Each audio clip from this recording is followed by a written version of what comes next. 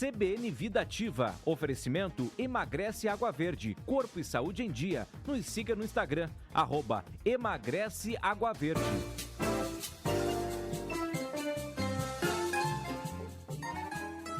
Onze 11h46, ao vivo aqui com o André Armstrong, nos estúdios da Rádio CBN, na coluna CBN Vida Ativa. A gente tem as Olimpíadas acontecendo e temos, após o encerramento das Olimpíadas, o início das Paralimpíadas, que é um momento também muito importante de visibilidade para a gente cada vez mais ter atenção a esse público, porque temos os atletas paralímpicos, mas temos no dia a dia muitas pessoas com deficiência e que podem e devem e precisam praticar esportes também. Como que é esse processo de inclusão e de suporte? A gente vai falar sobre esse tema hoje com o André. Bom dia, André, tudo bem? Bom dia, Emanuel. Bom dia aos nossos amigos que acompanham a nossa coluna Vida Ativa. Hoje falando de um tema extremamente importante, né? Que uma década para cá a gente consegue perceber que está evoluindo muito, graças a Deus, né? Por que eu falo que está evoluindo muito? Esse trabalho com pessoas com deficiência, porque antigamente não era assim, né? Então a gente vai fazer um relato histórico aqui de as pessoas com deficiência são subdivididas em 4 grupos. Então eu deixei aqui anotadinho: mental, sensorial, intelectual e física, né? Então são essas 4 divisões. E antigamente, só para você ter uma ideia, Emanuel e amigos, principalmente os homens nascidos lá em Esparta, que apresentavam alguma deficiência física, o que acontecia com eles? Eles já eram eliminados da sociedade, então já eram executados. Então, a partir do nascimento, entre aspas, não prestava para aquele tipo de coisa, que era uma cidade voltada para as guerras, né? Eles já eram eliminados. E, com o decorrer dos anos também, na própria guerra, o período nazista ali na Alemanha, eles também eliminavam algumas pessoas com deficiência física, que não eram aptas para aquele tipo de atuação daquele momento. E a gente também, eu tenho 40 anos, você tem um pouquinho menos que isso, você vai lembrar do teu tempo escolar, né, que as pessoas com deficiência, nesses 4 divisões que eu acabei de citar, eram colocadas à margem da sociedade, ou em salas diferentes, ou nem frequentavam uma sala, né? Ficavam no obscuro, né? Exatamente. Eram deixados isolados. Eles eram, a palavra é essa, eles eram marginalizados da nossa sociedade, né? E com o passar do tempo, né, foram surgindo especialistas, né, para estudar cada caso, cada situação. Eu sou um profissional de educação física aí, formado desde 2007, mas não é a minha área de atuação. A gente estava aqui fora do ar, né, Emanuel, que é uma área muito específica. Exige muito estudo, pessoas são professores de educação física, que é a minha área, fazem, né, do estudo diário para aprender, né, como é que trabalha com esse tipo de situação, porque são inúmeros tipos de deficiência. Aproximadamente no mundo hoje a gente tem 1 bilhão de pessoas com deficiência, com algum tipo de deficiência. Então eles começaram a perceber que através da atividade física, do exercício físico, né, era uma ferramenta hoje, né, hoje percebe-se isso, né, uma ferramenta sensacional, fantástica para evoluir. Eu coloquei aqui 4 itens, né, para a gente citar, para a gente tocar. Você falou aí da Paralimpíadas, que ela ocorre agora após as Olimpíadas em Paris, mas ela não é só no aspecto de desporto, né? Ela, até com conversa com algumas pessoas que trabalham com esse dia a dia. A pessoa com deficiência, com qualquer tipo de deficiência, ela também, o corpo dela precisa da atividade física, precisa do exercício físico para manutenção de saúde. Às vezes ela é desprovida de pernas, etc., mas ela precisa daquele movimento para um controle de saúde. Por exemplo, uma pessoa que não tem as pernas, por exemplo, né? Ela pode trabalhar no ambiente aquático, ela pode trabalhar com os membros superiores, né, para fazer aquele controle de saúde.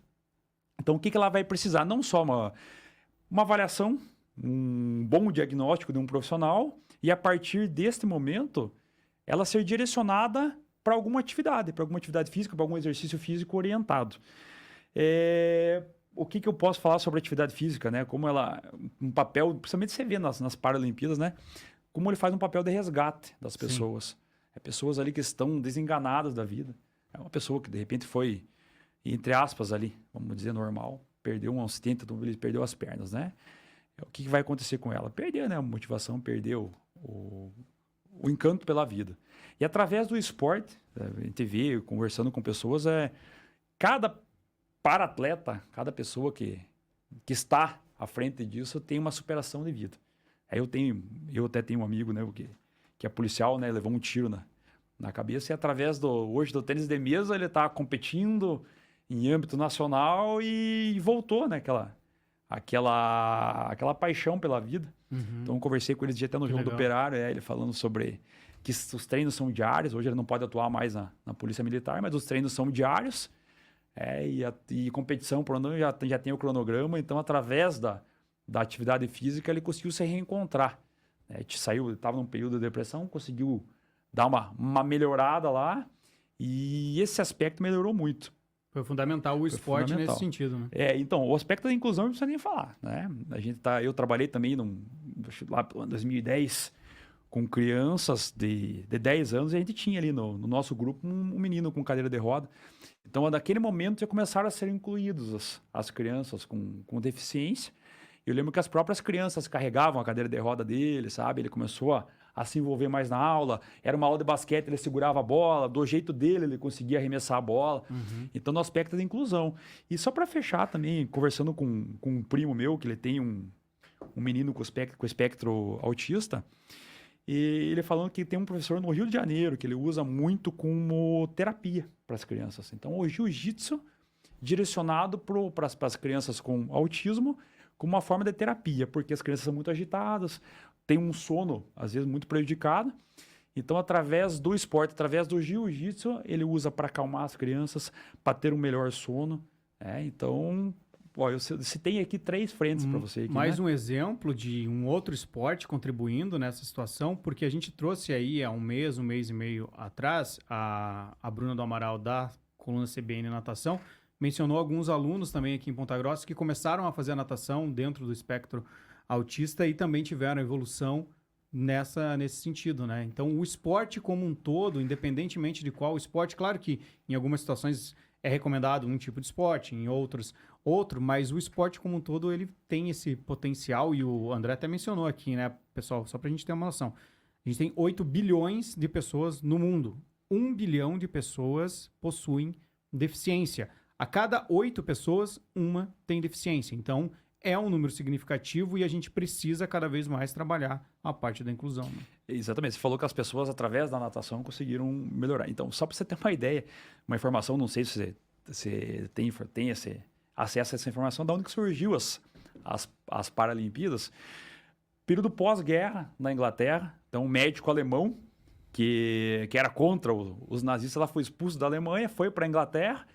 E no período pós-guerra, numa reabilitação com os soldados todos mutilados, ele começou a perceber que o esporte, através do esporte, eles começaram a melhorar não só a parte emocional, como a parte física também. E começou a colocar regras, começou a colocar jogos para eles, começou com basquete de cadeira de rodas, etc. E a partir disso foram criados com regras, né? A partir disso que surgiu as Paralimpíadas. Então o médico alemão, o nome dele era Ludwig, a sequência do nome eu não vou lembrar aqui agora, mas foi a partir disso que surgiu as Paralimpíadas, a partir de um processo pós-guerra mundial.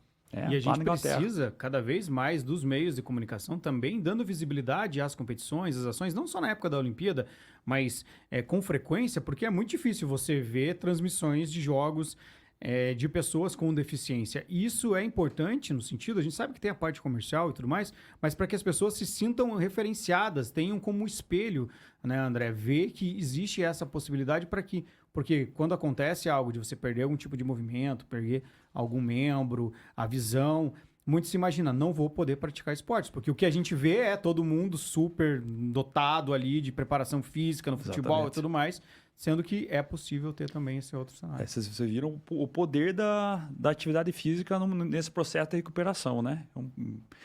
Eu acho que o melhor a válvula de escape nesse caso, né?